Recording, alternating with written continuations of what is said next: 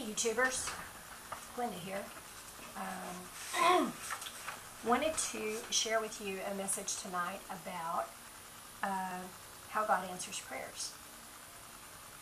Prayer to me is something very exciting because I have learned in my walk with God that you can pray very specific things and God will send you very specific answers. It's very important to be in prayer a lot with God, whether you are praying silently from your heart or you are praying out loud or you're praying scriptures over your life.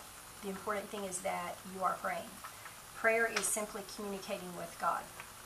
He loves us, we're His children, and He wants to hear from us, and the more often the better as far as He's concerned. He wants to hear the big stuff, the little stuff, the good, the bad, and the ugly. So, I wanted to share with you some specific instances where God has answered prayers for me in really interesting ways that were, I don't know, just to me were really joyful to see the way that He cared so much that He would answer even small prayers. You know, things that are small in comparison to, needs that other people have in the world. Let's see which story I want to start with. Back in 1998, I had been working in the oil fields, and I had been making really good money. And the Lord called me out of the oil field. And I had another job lined up. I had been off work for vacation for 2 weeks. I picked up the phone, was dialing the number to make the contact to find out what address to go to for the next job, which was in Mississippi. And it was a job that paid $11,000 a month. And the Lord spoke to me very clearly and said, put down the phone. So I put down the phone.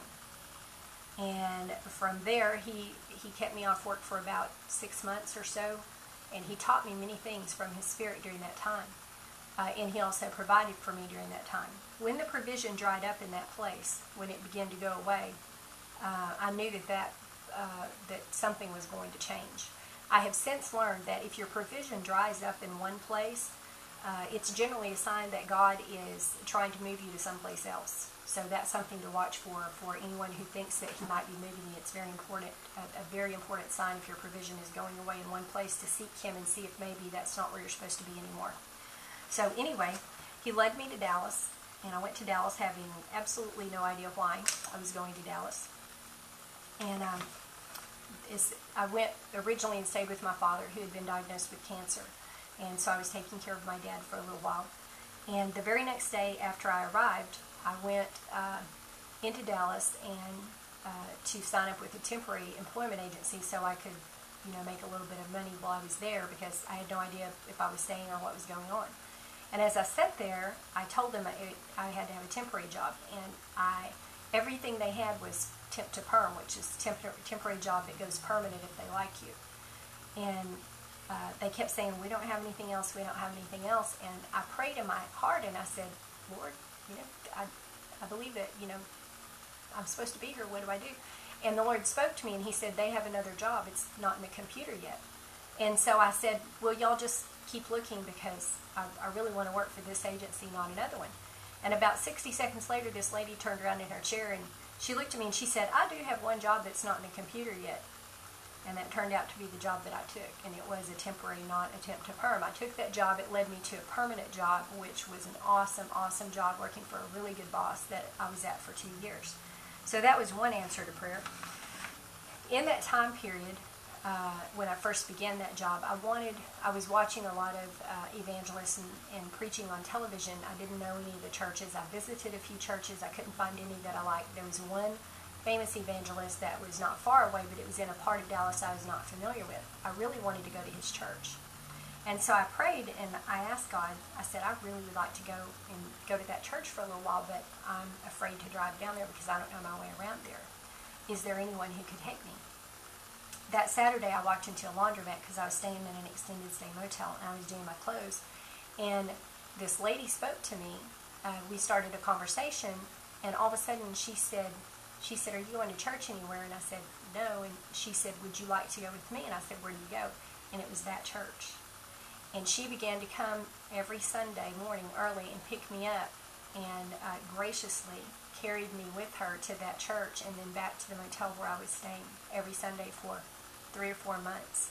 And I got to sit under really wonderful teaching thanks to her obeying the voice of God, because I know that God led her to do that. During that time in December, there was one cold, really cold Friday night, I remember, or Friday evening, I remember getting into my truck at the motel to go and get food or something, and I just had this jacket. I didn't have a real coat. I just had this jacket, and I was just freezing. The wind was just blowing right through me, and I prayed, and I said, Lord, I really need a coat, but I really don't have money to buy a coat, because I was eating lunch on $5 a week, so there wasn't really, I refused not to tithe, because I knew if I tithe that God would meet my needs, and so I wasn't going to use part of my tithe money for anything else.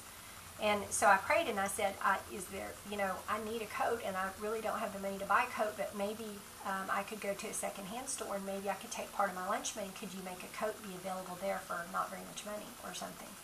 So anyway, that Sunday, my friend picked me up. We went to church, and we were when she was driving me back, she looked at me. All of a sudden, it was like she looked at me funny, and then she said, "Do you need a coat?"